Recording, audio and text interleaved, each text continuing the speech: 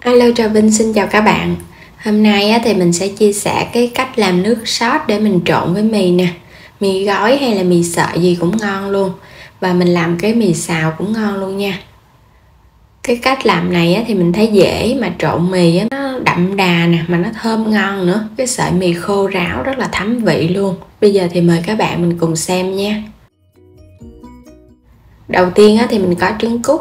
Mình sẽ đem đi luộc trứng cút trước nha. Trứng này thì mình luộc khoảng 10 phút là nó chín nè. Đây là tất cả các nguyên liệu cũng như là gia vị mình chuẩn bị nè. Thì các bạn có thể xem thêm ở phần mô tả cho nó chi tiết. Mình có đây là 100g thịt nạc xay ra để chút mình làm. Hành tím và tỏi lột sạch vỏ xong rồi các bạn rửa cho nó sạch nha.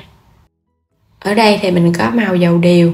Màu dầu điều cho nó đẹp, không có các bạn cũng có thể bỏ qua. Mình dùng là dầu hào nè. Rồi bên đây thì có tương cà, tương ớt và nước tương loại đậm đặc.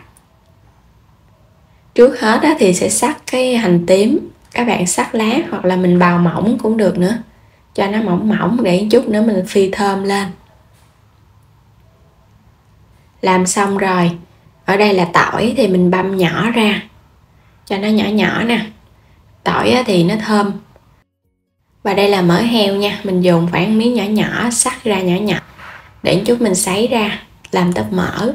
Quay trở lại trứng cút thì mình luộc nó chín rồi, bây giờ các bạn cho nó ra rồi mình lột vỏ. Mình dùng tiếp là cải thìa nha, rửa sạch. Bên đây thì mình có cà rốt nè, mình cắt lát mỏng mỏng hình cái bông hoa, một ít hành lá nữa. Rồi bây giờ mình sẽ bắt đầu đi làm luôn nha. Trước hết thì sẽ đem hành đi phi thơm nè. Dầu sôi các bạn hãy cho vô và mình để lửa trung bình thôi.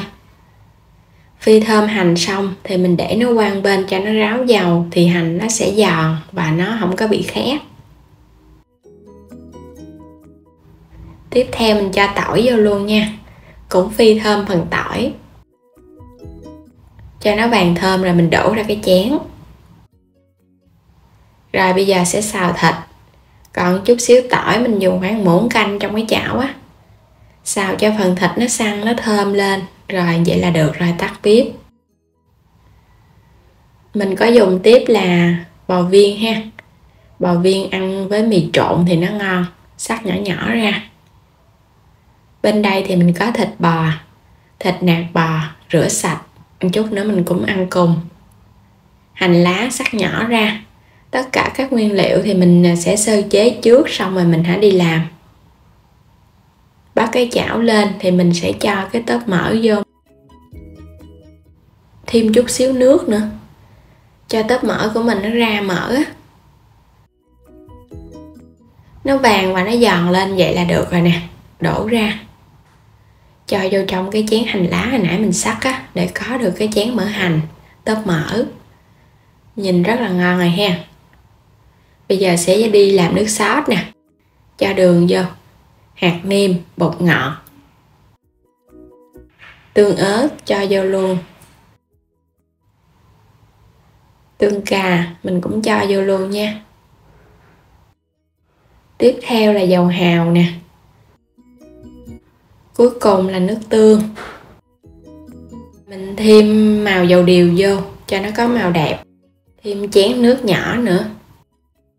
Tỏi phi thơm. Bây giờ mình sẽ múc vào trong này. Mình múc vào 2 giá nhỏ thôi. Thịt hồi nãy nè, mình cho vô phân nửa, còn phân nửa thì mình làm nước súp. Bắt lên trên bếp sẽ nấu cho hỗn hợp sôi lên. Khi hỗn hợp nó sôi thì các bạn hạ lửa nhỏ. Có bọt đó thì mình hớt bớt cái phần bọt này nha. Mình nấu thêm 5 phút nữa. Cho nó sôi 5 phút để cho nó chín á.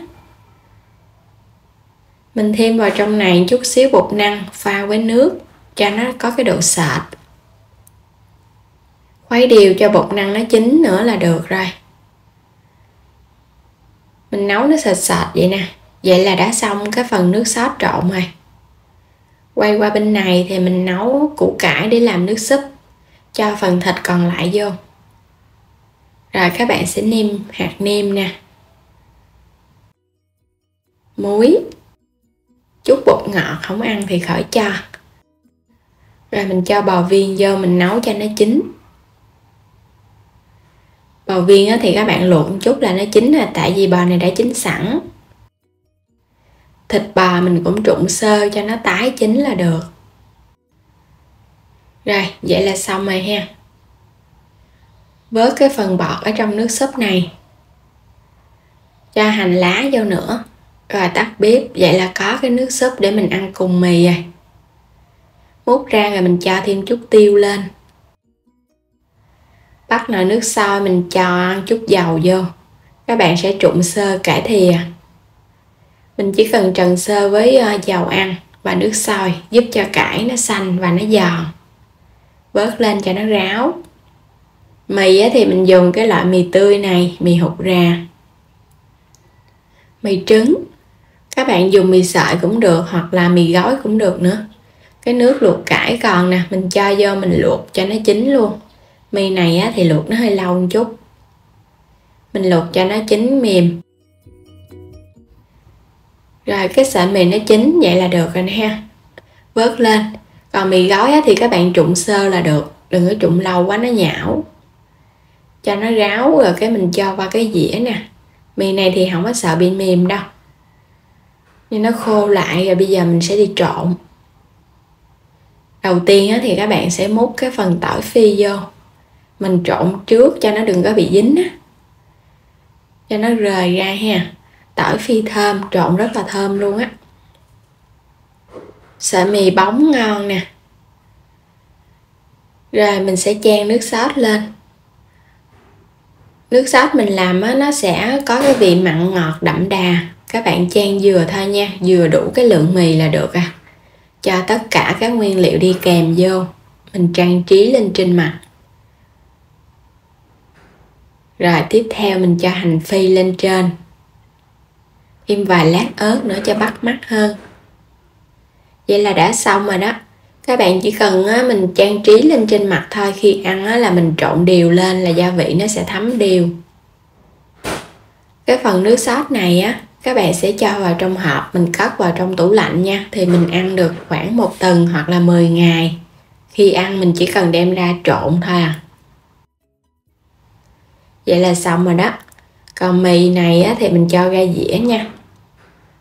Các bạn có thể trộn trực tiếp cái sợi mì vào nước sốt, hoặc là mình chan lên trên giống như mì Ý vậy đó. Khi ăn mình trộn đều thì nó sẽ thấm và nó ngon. Rồi bây giờ mời các bạn cùng thưởng thức nha. Mì trộn với nước sốt đậm đà. Công thức thì dễ dàng nữa, mà ăn rất là ngon luôn á.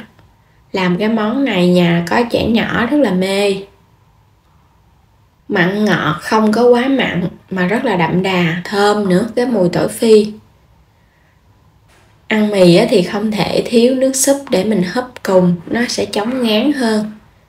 Ngon mà dễ làm, mời các bạn mình cùng vào bếp để thực hiện cho gia đình thưởng thức nha. Đừng quên đăng ký kênh nếu như chưa đăng ký kênh ủng hộ mình.